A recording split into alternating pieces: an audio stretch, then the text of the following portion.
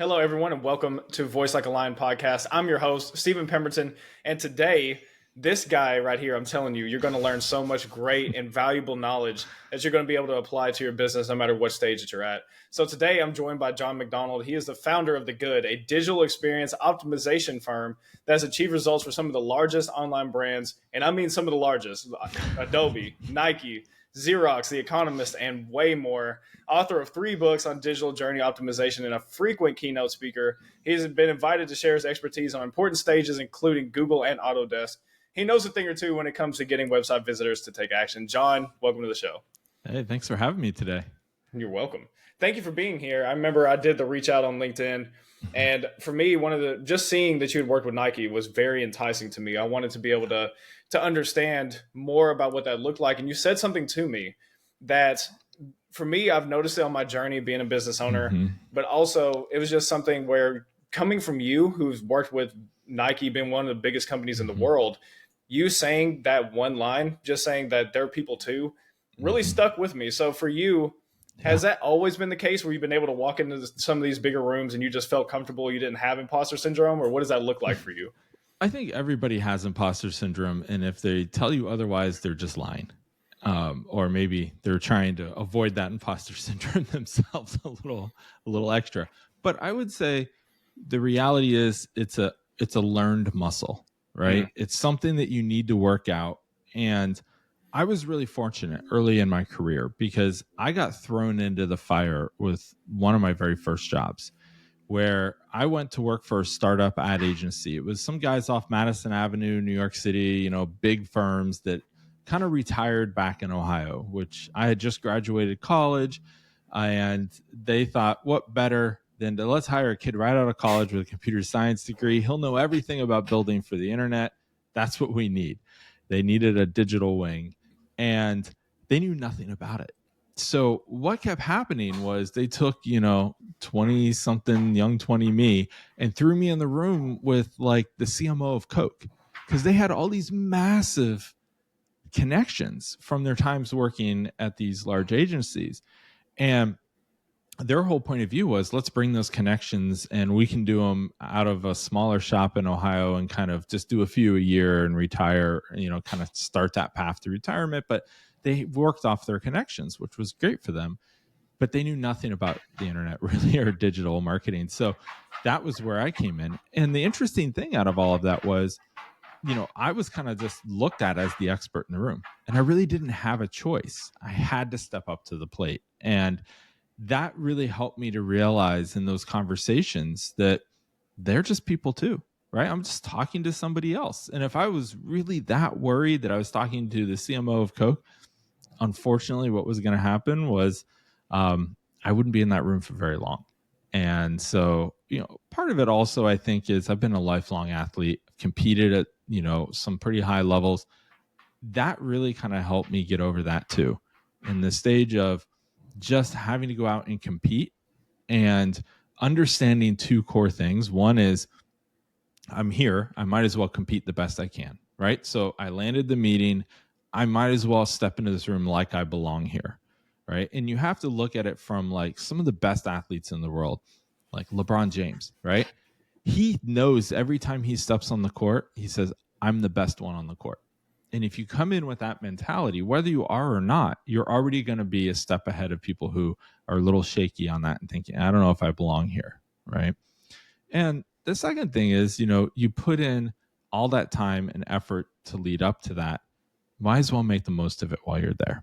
And so doing that pre-work can really help eliminate some of the concern around that too. So I understand that as well, to a certain degree. I feel like you've had a more illustrious career when it comes to sports than I did. But when I think about sports, the thing, because I was just talking to my wife about this, and I was especially talking to my son. My son is not a sports kid in the slightest.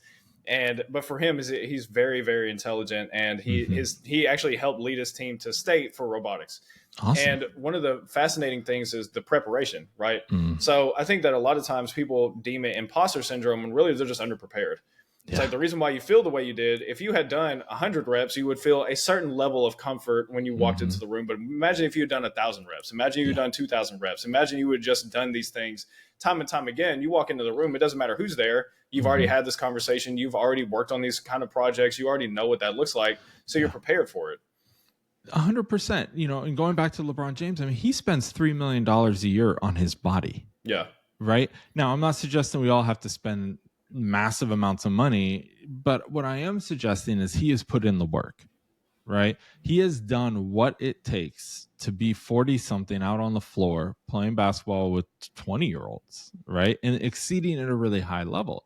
And I think that's what is really interesting is if you put in the work and you have the mentality, I deserve to be here, that you're going to look at everyone else and say, you know what, even if you deserve to be here too, you're just like me, and you're just as fallible as I am, and let's just have a conversation and we'll be good to go. And that has served me really well. And it was great to get that message from you, because I was like, I really had to think about that for a minute, and it was a great question to start a conversation, so I appreciated that. Absolutely. I always do my best to ask a good question because I think that there's just so much you can learn. Mm-hmm. And unfortunately, especially in the digital age that we live in, there's a lot of times where somebody will reach out. I just had this happen the other day where it's especially LinkedIn. I'm sure you get these way Yeah. more than I do. But you're going to get a message on LinkedIn. It's just every single thing that they could possibly ever do to help you. It's like, here's all of our services ever. And introduce me to 10 people. And it's like, I don't know you.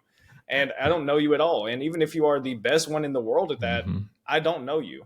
So for me, is especially when I'm coming from the aspect where you did not know me in the slightest, you didn't know me from John. Yeah. And what ended up happening was I just wanted to build the relationship. That's the same thing with even having you on the podcast. There's nothing I'm looking to get from you other than learning more about Mm-hmm. you, your story, the mindset, because there's people listening to this. We're just that one piece. I know that there's a lot of people in my network. Guy I just got off the phone with right before getting onto the show, Mm-hmm. that he is going through the same exact thing. And he thinks he can only charge certain prices. He can only work with certain clients Mm-hmm. because of who he is. And I'm telling him, I don't care how long you've been in business. You're actually really good at what you do. You can go up market. And he's like, Yeah. well, it's so interesting. I would love to get your take on this. Yeah. How our limiting beliefs come into play? Because they Mm-hmm. show up in such interesting language. Well, I don't know anyone like that. I've never seen anyone do that. How am I even supposed to do that? It always becomes a how question. Yeah. And the thing is because they've never done it or they've never seen anyone in their network do it, they immediately deem it as impossible for them. But there's so Mm-hmm. many amazing stories of people becoming ridiculously wealthy without knowing how to. They just got started and just kept moving and getting into those rooms and believing that they were supposed to be Mm-hmm. there. And those limiting beliefs went away. And now we know their names because of that. What's your thoughts around limiting beliefs and how those things kind of come up? Well, I think, again, imposter syndrome is a great example of those limiting beliefs, right?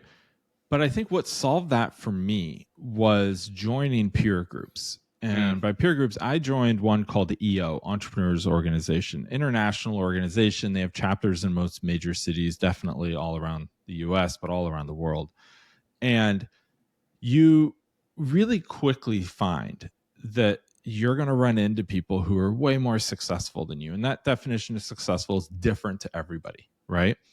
But you look at those people and you say, wow, like, I just had a conversation with that person and I would have no idea that they own $100 million company.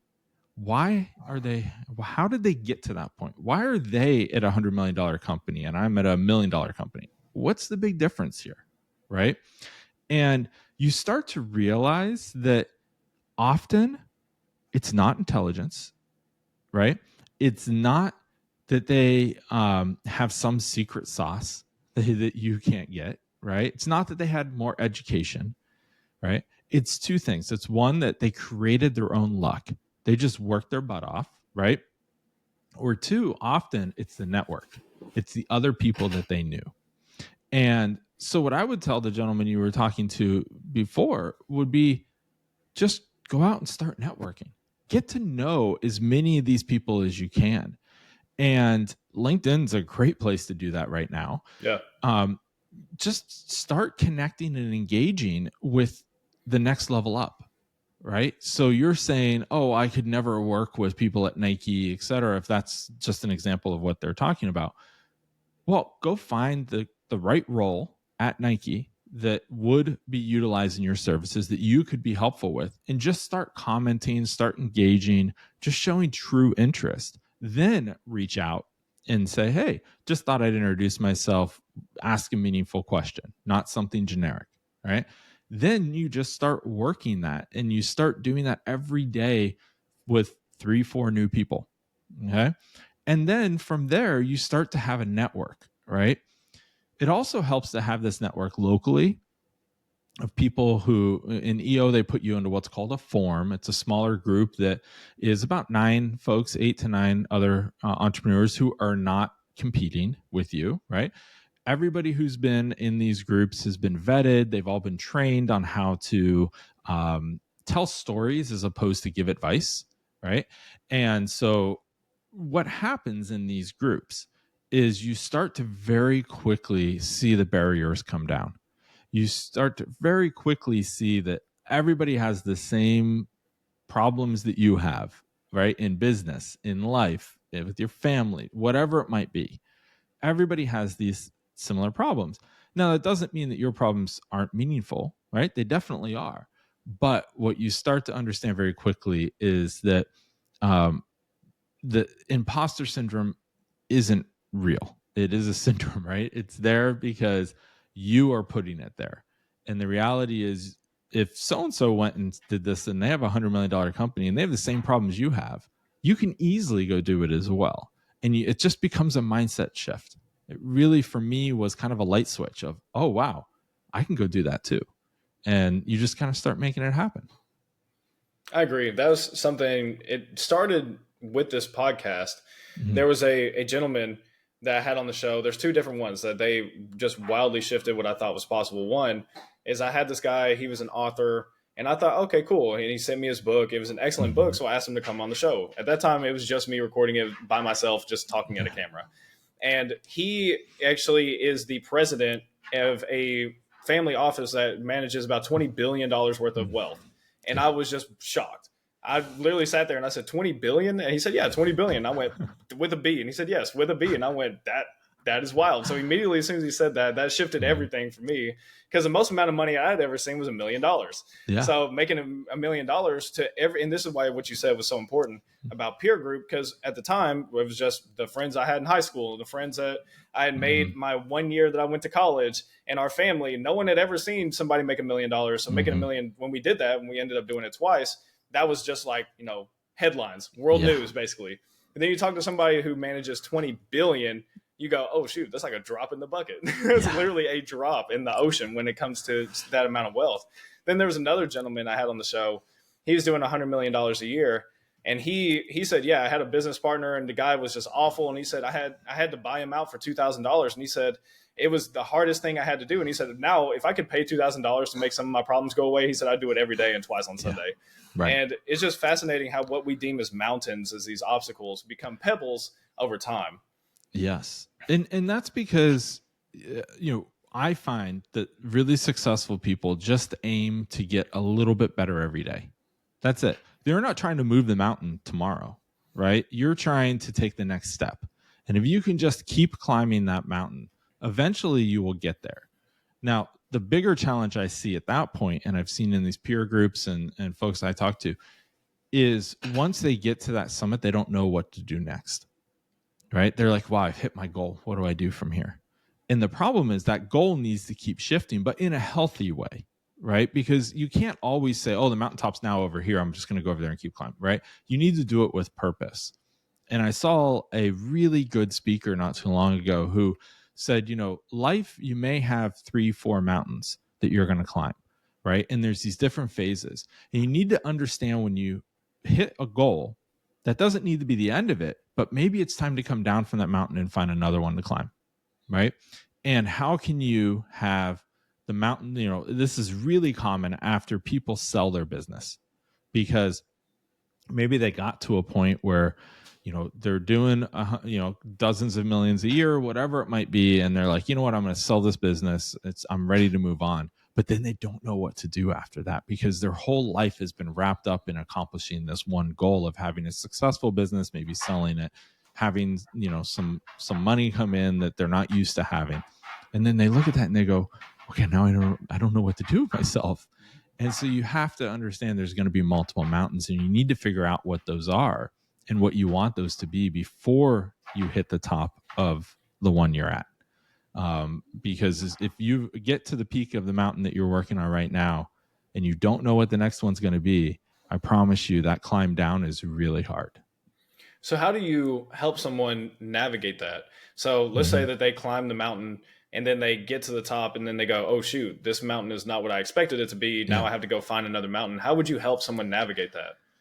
Well, I think that it's a matter of planning ahead, right? And saying, okay, I see I'm approaching the top of this mountain. I have my 3-year goals, whatever it might be. I don't know if you've ever heard of a painted picture exercise where you sit down and you take some space for a whole day away from everything else. Maybe go out to a campsite or something like that without distractions and digital, just pad of paper and pen. And you sit down and you say, okay, what does life look like in 3 years from now?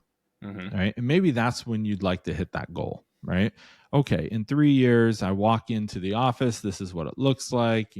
I'm talking to people at Nike and closing deals every week or whatever it might be. And you start to paint this picture around what it looks like. And then you go back through and you pull out the milestones that are part of that painted picture. What are the things you need to accomplish to make that happen? And then you look at that and you say, okay, if I accomplish these, what does life look after that? And then you paint a picture for what it looks after that. And that has been really helpful for myself and a lot of folks I've heard do this, because what happens is you start to paint that picture of what you want on that next mountain. Okay, I've already accomplished this. And now what does it look like after that? And then you can do the same thing. Back out. What are the goals out of that? What are the things I need to make happen? So if you're doing just that visioning out there, you will be so much further ahead than somebody who just is winging it and just taking a step every day and maybe just aiming for that one mountain. And they say, okay, I don't know. They lose purpose, right? You start to kind of lose purpose around what you're doing. That's something for the visioning part of it. Mm-hmm. I love that. That is such a big piece of who I am as a business owner, especially, is I take that time and I go and I look at what does this look like? Because my now business partner, he asked me a question last year, which just actually shifted me back into where I am now. Is he asked me a question. He said, "Steven, you run in this company at the time. It was Holoco. I still have it, and I also have Elevatum." And he said, "Do you see yourself running this in 5 years?" He said, "Okay, let's say that you get through your growth hurdles, you scale it, you're making all the money that you want to make." He's like, "Do you actually enjoy this?" And he said, "I don't want you to answer it right now." He said, "I want you to take some time and actually think about this answer." And I remember I sat there and I thought about it for about 15 minutes live, just same way you and I are. And I just sat there and I didn't speak. And I told him, I said, "No, I actually don't want to do this." I said, "I actually hate it. I actually hate everything about it." And I said, "Because there's so many different aspects of this business I actually don't like." And I said, the worst part about it is I know I could grow it. And the reason why it's not growing is because I don't want it to grow. And he goes, "Exactly. So why are you doing it?" And I said, "Because I felt like I needed to do it." And he goes, "No, just don't do it." And so I don't have it's there on paper, but it doesn't exist anymore. And I've shifted into what's cool is now I've shifted into this business that I've had just kind of been playing with it, and it's doubled what the other business ever did, just strictly because I actually enjoy it. I can see myself doing it over an extended amount of time. But that's why I think it's so important to get a vision for what do you want your life to actually look like? What do you actually want to accomplish more than just the money? Because once you get the money, you just go, okay, now what? Now what am I supposed to do? What else is there? And like you said, you lose purpose. And I just really enjoy that one part that you were talking about. So for you, what has been some of those visions that you've written down and that you've seen come to pass over time? And how do you keep yourself moving towards a bigger goal, a bigger, more audacious goal? Yeah, great question. So, well, the first thing is when I sat down and started the company, I had no idea what I was doing. My first goal was just get the company to a sustainable point where I could pay myself $100K a year. Because at the time I was working with a management consulting firm running their digital wing, and they were getting acquired. And I saw the writing on the wall that they were getting acquired by a massive company that had digital agencies as part of the companies that were in that group. And so I was like, okay, they're probably not going to need us in my team. And I started kind of thinking about this. And I was like, I don't want to leave this up to chance. I want to control my own destiny, and I'm going to do my own thing. And so I decided at that point to go do my own thing. And I had no idea what I was doing. I just wanted to figure it out. And I said, okay, I'm going to make 100K a year. That's my first goal. Well, we were 6 months in, and I was like, I'm going to make 100K this year. Okay, what do I need to do? And what's the next thing? I sat down and I wrote a vision out, because I had never thought about doing that before. I just said, okay, well, this thing has some legs. Where can I take it? And that's when I wrote my first painted picture. I actually sat down and read a book. It's called Double Double by Cameron Herold. And Cameron Herold wrote this because when he was the COO at 1-800-GOT-JUNK. 1-800-GOT-JUNK is like a company you call, they come and they bring a truck and pick up all your junk, right? And he helped grow that company dramatically. And it was really interesting because it's kind of the story of that, but also how they had to have a vision to make it happen. And there's a great chapter in there about doing these painted pictures and how to do it and what should be in it, etc. And I decided to sit down and took that as a prescription and write one out. And it was really interesting because I came across like, okay, now I just want to get it to 1 million. And that was really my goal. I was like, can I do 1 million a year in this business? And if I do 1 million a year, I unlock the ability to join EO, because that group I was talking about, that peer group, because I knew some people in that group already, and I saw who was in that group. And I figured if I could just be part of that network, that's going to propel me forward, because they have the secrets. Obviously, they have all the secret sauce, right? And they know what they're doing. So I need to figure out from them. And what I really found out after achieving and unlocking all of that was that that group didn't have the secret sauce, like I said earlier. But what they did know was how to learn. And they knew how to not repeat the mistakes that their peers had made. And that was the benefit of being in that group, was to say, hey, I have this coming up. And people would tell you, not advice, they would tell you stories about when they had been through something similar. And then, what would happen is you could take whatever you want from that story, right? But it was great because I was learning about, oh, well, they did X, Y, and Z, and why that was a mistake for them, and how does that apply to my situation.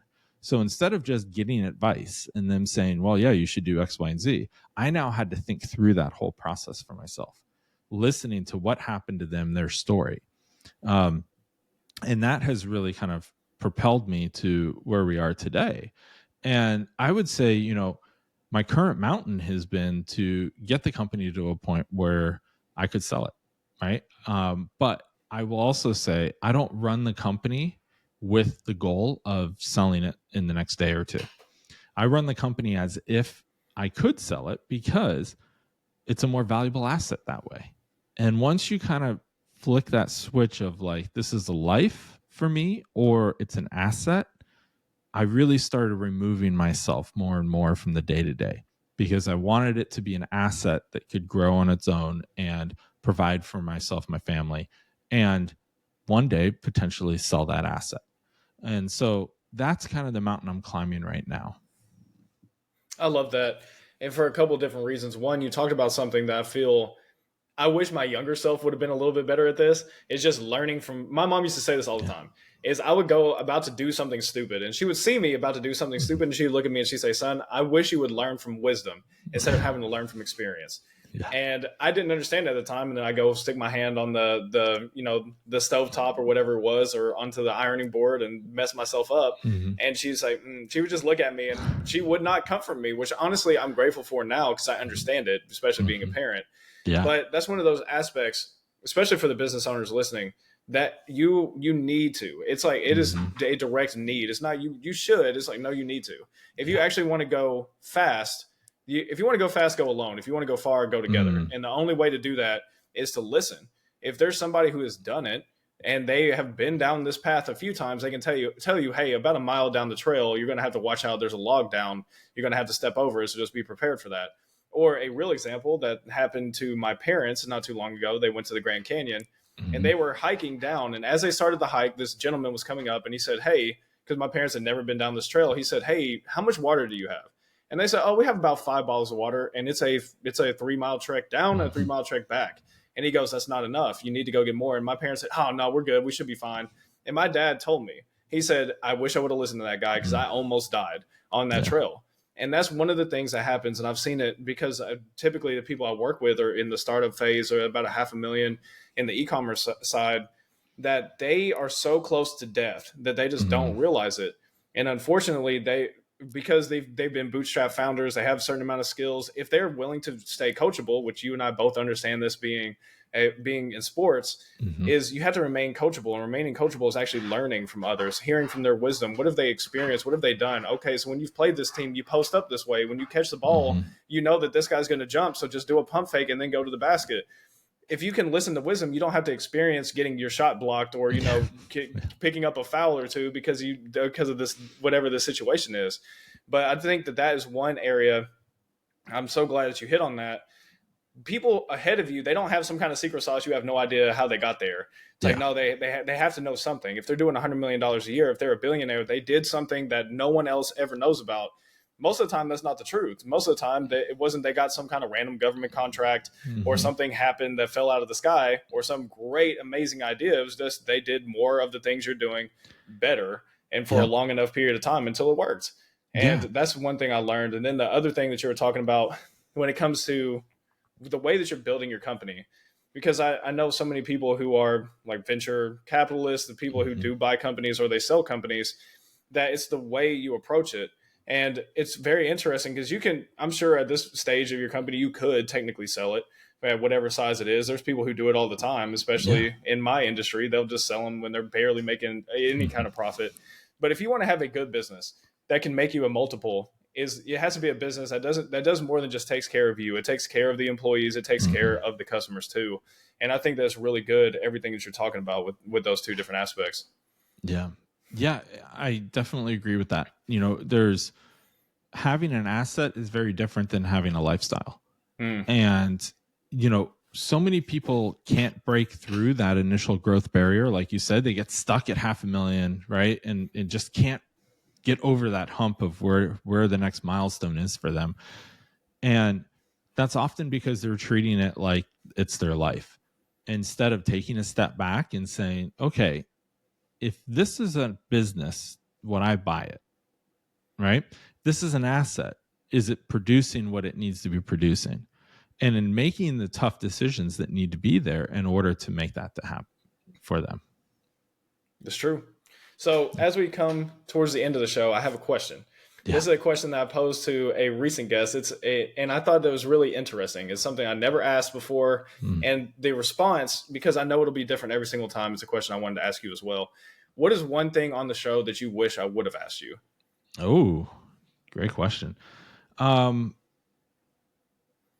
I think that in the end, um, first of all, I've loved this conversation because most people want to dive into what we do at the good or books I've written or any of these other things that are interesting, but not. I think this has been a much more interesting conversation. So, um, wow, one thing you would have asked me, you know, this is why I don't have a podcast that I ask questions on because it's not that's probably not the best part for me. I would say, um, maybe something more about my history and where I've been, and uh, where folks typically mess up, so that I can help them not do the same. That's really kind of where I'm at in my entrepreneurial journey. Is you know being I'm nowhere near 100 million in revenue, but being one of the people in those peer groups that has been doing this long enough that I'm able to share experiences, to be part of that wisdom, so they don't have to learn from experience. And your mom sounds like a, a great person. That's an amazing phrase. So I love that. So what is one experience Mhm. that from being in these peer groups, from being on the journey that you've been in, that if there's a brand, they're about $500,000 a year and they Hmm. don't really know what to do, they've just kind of found themselves stuck in that space. Yeah. What is one piece of advice that you would give them? And I know that that could be a zillion things. There could be a Yeah. zillion things wrong with their business. But let me give you a better example. Let's say that it's a Hmm. founder. They've bootstrapped it. They've built the company themselves. They're at this $500,000 mark, and they found themselves at a spot where they want to get to the $1 million. They don't know how. Their product is great, their supply chain is good, they Hmm. have good employees, but they just don't know how to do it. And it seems like that they know that they're in the way of growing the company, but they also Mm. don't know how to let it go. Yeah. Well, I would say the first thing to do is get some perspective. How do you do that? Go find somebody that's done it, right? Go find somebody who has done what you're looking to do, who has taken a mid-size ecom and grown it to the next step. I promise you that if they have a heart at all, which if they're going to get to that size, somebody has helped them before. Somebody has, hopped on the phone with them and had a half-hour conversation. Sometimes it's just that one little thing of having somebody who has done it before believe in you and kind of tell you you can do this too. It's not as hard as you're making it. You need to get over that barrier. Here's what it looks like, right? So somebody can help you paint that picture. And if they can help you paint that picture, um, not necessarily telling you exactly what to do for yourself, but saying, hey, this is my story. This is what I went through. I've been in your shoes. This is how I did it. Often that can help unlock something for you. And then you have to realize that each of these stages, that the worst thing you can do is to continually look back and hang out with the same crowd. You want to continually be hanging out with people who are in the next step above where you are. Doesn't mean you need to be rude to those people. They've been really helpful for you along the way. I'm not suggesting you're not friends with them, etc. But what I am saying is you have to continue to add to your network. You got to continue to grow and focus on growing your network at the people who have been at the step above you. You will be shocked at what that leads to, just in connections and people saying, oh, we get inquiries all the time. They're like, hey, I'm responding to this RFP. You guys are experts in this area of optimization. And they're specifically calling that out as a bullet point. We don't know anything about it. We've had a conversation a year ago, and I really liked what you said. Would you be willing to come in and jump in with us on that? Right. So those type of things come up that is just part of being in a network, and finding somebody who is a lot larger than you that can help you get on that stage. All the stages I've talked on have been because of a connection I've had. Um, I've spoken at Google several times. The awesome thing about that is I've gone in we're not Google partners. They don't offer partnership for what we do. But what they do is take really good care of people who help companies spend a lot of money on ads with Google. So go team up with one of those people is what I thought. And I was like, I'll go find somebody who controls large amounts of ad spend for their clients. And then they have a lot of status with Google. Google knows who they are. So let me work in with them. And then it turns out Google helps those companies throw events to get more clients, because Google wins in the end. So they say, hey, bring all these clients in that you would want. Tell them we'll meet up at Google's headquarters in California, or all whatever offices they have, and we'll throw a huge event, have open bar and lunch and everything else, and then speakers throughout the day. And you bring the speakers, whoever you think would be best. And as Google, we'll give you one of our experts to speak as well. It could be a headliner or whatever. And I've been able to be part of that because I've made connections with these agencies that are much larger than me, that control a lot of money at Google and have the in. So that was all of just about doing the research of like, how do I find these people? Who are these agencies? Who are the people at these agencies that I should be speaking with, so that I can come in and get on stage as well? So finding that has been a life-changing event. So you talk about stages, and you're a Mm-hmm. keynote speaker, and you've been on at least 2,000 podcasts. I don't know if that's a real number. I'm just making it up. But No. with Several hundred probably. all these different speaking opportunities you've had, and this is where we'll close it out. What is one Yeah. story that you've always wanted to tell and never have had the opportunity to tell it? On stage specifically? Either way. Yeah. You know, really funny story. We worked with a company. I don't want to give too much away in the past. That if you are into boats and boating and outdoor lifestyle on water, you've heard of this brand before. And we're working with them and we're overhauling their site for them. And the CEO shows up on a call and he's like, "Hey, I want to add a music player to our site." And I said, "Okay. Why do you want to add a music player?" And he said, "Well, I want people to hang out on our site." And I said, "But you're there to sell your product, right? People are at your site for two reasons and only two reasons. They're there because they have a pain or a need, right? They want to buy your product, or they think they do. And then two, they want to be able to do that as quickly and easily as possible and get on with their lives. Nobody is at your site to hang out." And it was hilarious because still to this day, we hear brands all the time say, "I want people to just hang out on our site." And it's really kind of like, you've never talked to your consumers, have you? Like, because if you talk to your consumers, you would know they're there to just buy your product and move on with their lives. And I just find that really interesting that a CEO of an extremely large corporation with brand recognition, again, is just like us. He comes into the room. He's like, "I'm the CEO and I want people to hang out at our website. We're going to add a music player." And then we have to have a conversation about why that's probably not accurate. But again, people are, circling back to the beginning, how we started this whole conversation, like being in that room with it, you realize, oh yeah, he's just like us. He wants people to spend more time with his brand, and he thinks that's how it's going to happen, but it's probably not the best idea. How do you say that in a way that is not going to essentially get you fired from that job, right? Yeah, no, 100%. John, I feel like I could just ask questions and listen to you talk all day because you are just a well of knowledge. You have such a depth of knowledge and wisdom. And I'm so grateful for you being here. John, again, just one last time is just thank you for joining the show. Thank you for being a part of it. Well, thanks for having me, and maybe we can do this again sometime. We absolutely can. If you're down for it, I would love to have you back because there's a lot of different avenues we did not explore today that I know would also be fantastic conversations for the audience. So I would love to have you back if you would be down for that. Yeah, let's do it. Sweet. Awesome. So everyone listening, thank you again for joining me on this episode of Voice Like a Lion podcast. Be sure to pay attention to LinkedIn. LinkedIn is the best place that I connect people on. Speaking of which, John, I'll make sure that I have your link in the show notes and website as well if people want to learn more about the good. Everything will actually be in the show notes. Sometimes there's podcasts where they don't do that. Actually, some pretty large ones that they don't put your stuff in the show notes. And so you get no traction at all. And that is not the goal of this show. So thank you again, everyone, for listening. John, thank you again for being here. And we'll see you in the next episode.